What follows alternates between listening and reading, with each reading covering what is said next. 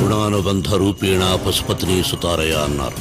వాడు ఏ జన్మలో చేసుకున్న పుణ్యం నా చేతుల్లో పోయాడు. రామాయణం ఒక ఆడదాని ఏడుపు వల్ల జరిగింది. భారతం ఒక ఆడదాని నవ్వు వల్ల జరిగింది. ఏ ఊరికైనా 4 దిక్కులు ఉంటాయి, కానీ ఈ ఊరికి 2 దిక్కులు. ఒకడు సత్యరంగయ్య, రెండోడు భయన్న. ఎవడైనా సరే ఈ 2 దిక్కుల్లో పడి చావాల్సిందే. ఈ వర్షం ఆగేలోగా ఆ లంజా కొడుకుని గుడ్డలోడ తీసుకొట్టి నా ముందు తీసుకురాకపోతే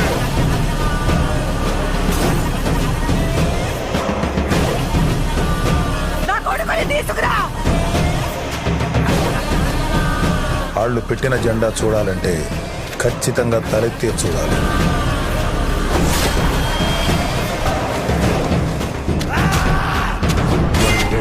తిని కుండెట రక్తం తాగే రాక్షసుడి గురించి ఎప్పుడన్నా విన్నావా?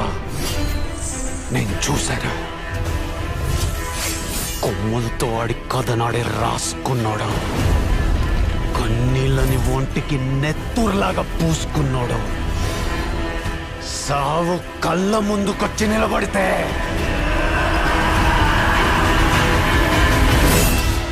కత్తిలేసి కలబడినాడు. కనబడ్డాడు నా లోపల.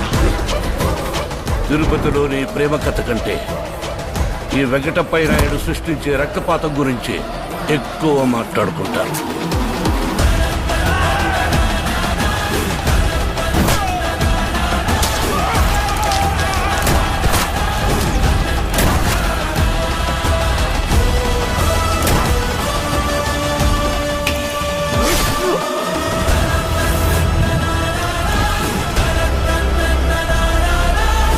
పన్నానికి అర్థం తెలుసా నీకు?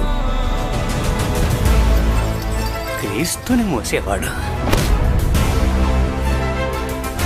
ఆ సర్వేశ్వరుడి అనుగ్రహం ఉంటే ఈ దేవాలయం మీద ఏ పిశాచి నీడ కూడా పడదురా.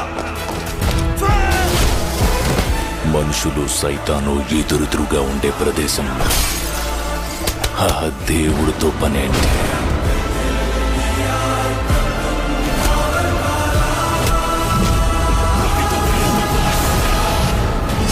తెలీదు.